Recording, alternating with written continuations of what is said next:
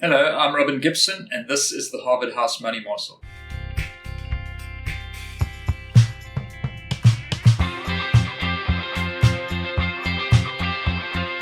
Welcome back. Thank you for joining us again. Don't forget to like and subscribe.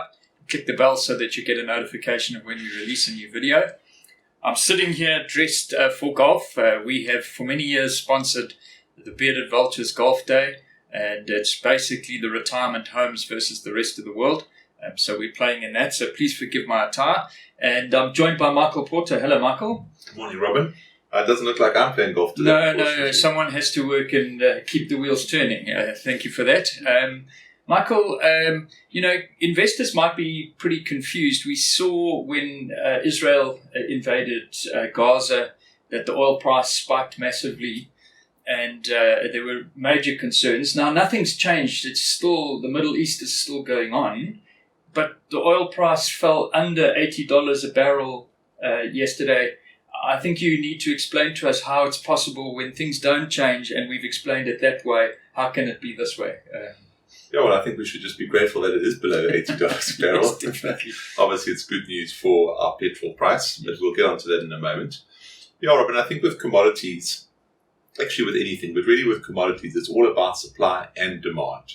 Okay. So when Israel invaded Gaza, obviously the immediate concern in that part of the world, and especially obviously when you're dealing with Israel, is that it's going to spread into a wider conflict, and those concerns are still around. I mean, I think there's a lot of activity around Lebanon and Hezbollah, and obviously Iran sort of getting involved. So those concerns haven't gone away. So obviously the initial concern is that it's going to be a wider conflict. Iran will get involved. The US would probably put sanctions on Iran. That would drop their oil output. No supply, oil prices go through the roof. Okay, so that's basically what happens. I think what's happened subsequent to that is that you're quite right, those concerns haven't gone away. But what has changed on the other side is actually slowing demand, especially from China. So we are seeing a sort of cooling off in some economies.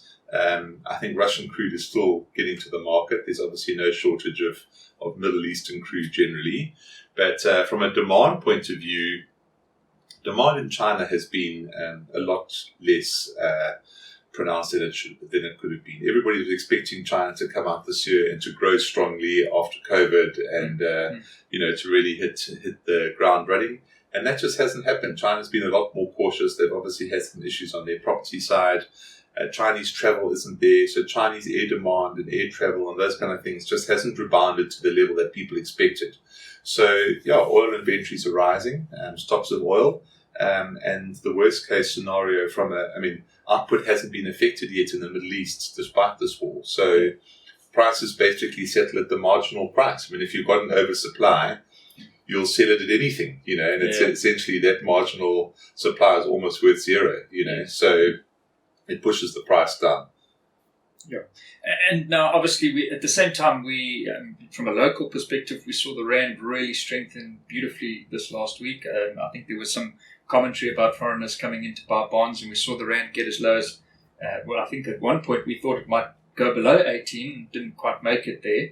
But the oil price at sort of $76 a barrel Brent, plus the Rand at 18.30, that's knocking a lot out of the cost of fuel landed in South Africa, isn't it? Yeah, absolutely, Robin. I mean, really since the last day or two of October, we've had our medium budget, which wasn't as bad as expected. Yeah. We've had a US unemployment, which was weaker than expected, which is good news. Then this week, what's driven the markets better, and the markets have had a pretty broad rally around the world, is better inflation data out of the US and the UK.